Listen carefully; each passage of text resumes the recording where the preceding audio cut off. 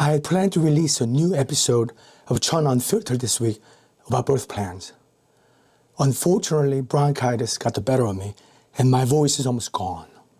So instead, I thought this would be a good moment to step back and revisit some of the ideas we talked about so far. Over the past 11 episodes, we've discussed some uncomfortable truth about modern maternity care, why the system feels broken, why interventions have increased, and why the relationship between doctors, doulas, and patients matters more than ever. Here are a few moments from the first 11 episodes of Chun Unfiltered. Next week, we'll return with episode 12, Why Birth Plans Get Ignored in Hospitals. And respectful responsibility. It taught me that leadership is about service, not control. Somewhere along the way in medicine, something became clear. I wasn't just meant to be a doctor. I was meant to be an obstetrician. To stand at the beginning of life, to protect it without controlling it, felt inevitable. Not because of one moment, but because of everything that came before it. The circumstances of my birth, my grandmother's humility, my mother's perseverance, discipline, medicine. I say I became an OB-GYN by accident, but nothing about this path was accidental. Living the life I lived taught me something early. Vulnerability isn't theoretical. It's being dependent on systems that may or may not protect you. That's why I react so strongly when women are rushed, dismissed, or talked over. I don't see a patient. I see a human being who deserves time, dignity, and understanding. That's not politics. The system itself no longer matches the reality of the patients it serves. I came to the United States in mid-1970s. Back then, cesarean section rate was about 5%. Epidurals were rare. Continuous fetal heart monitoring was uncommon. Birth was attended differently. Decision-making was slower. Intervention existed, but it was restrained. The average woman of reproductive age was about 5'3" and weighed around 140 pounds. There were fewer chronic medical conditions, fewer medications, less baseline medical complexity. This isn't nostalgia. It's not romanticizing the past. Medicine has saved countless lives since then. Technology has absolutely improved outcomes in high-risk situations. But here's what changed quietly and profoundly. Fast forward to today.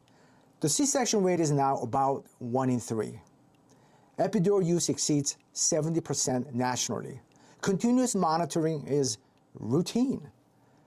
The average height hasn't changed much, but the average weight has increased significantly, now closer to mid-170 pounds. We see more hypertension, more diabetes, more autoimmune disease, more anxiety and depression.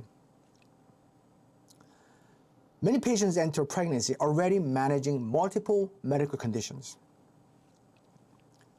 Many are taking several prescription medications. And here's the critical point. We now intervene more than ever while caring for a population that is objectively less healthy.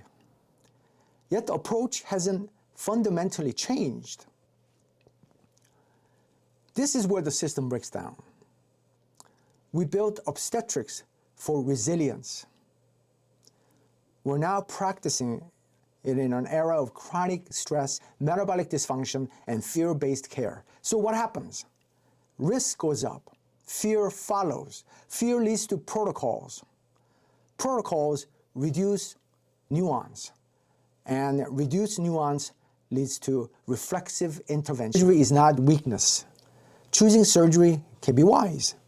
But normalization hides cost. cost to recovery, future pregnancies, mental health, how women view their bodies. When surgery becomes casual, we stop acknowledging what it takes. Here's what we rarely say out loud. Many cesareans could have been avoided with more time, better support, fewer early interventions, less fear-driving decisions. Not all, but more than we admit. Avoidance isn't ideology, it's protection. Good medicine doesn't reject surgery. It knows when to wait and when to act. It tolerates uncertainty when risk is low.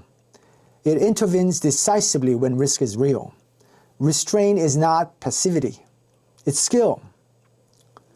When birth is treated like something to manage, women feel managed, measured, directed, corrected.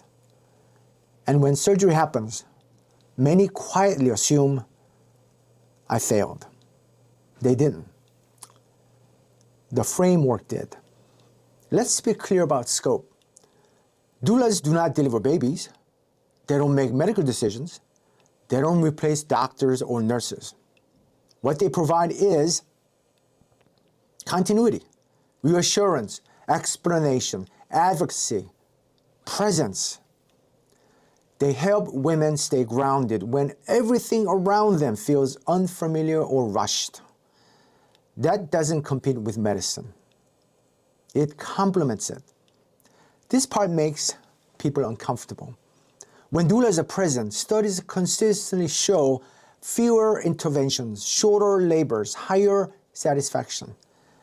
Not because doulas are doing medical work, but because stress changes physiology. Calm matters. Safety matters. Feeling seen matters. Those aren't soft concepts. They are biologic ones. Here's the part we don't say out loud. Doulas highlight something the system struggles to provide.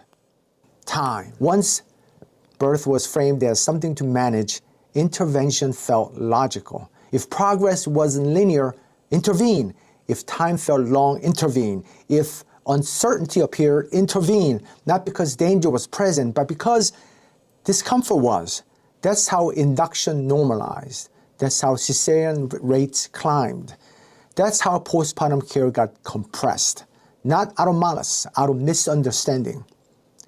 When birth is treated like a procedure, women feel like something being processed, measured, directed, corrected. And when things don't go as planned, many quietly assume, I failed. They didn't. The framework failed them. Good medicine doesn't reject tools.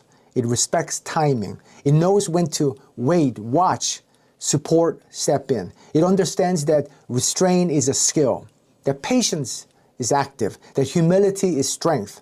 Good medicine partners with physiology. It doesn't try to dominate it. We don't need perfect birth. We don't need more slogans. We don't need control disguised as safety. We need education, continuity, time, trust, and the courage to say, not yet, when risk is low. Birth isn't something you win. It's something you move through. It asks for presence. It demands patience. It responds to safety. When supported well, it often surprises us, quietly, powerfully, on its own terms. This series wasn't about convincing you.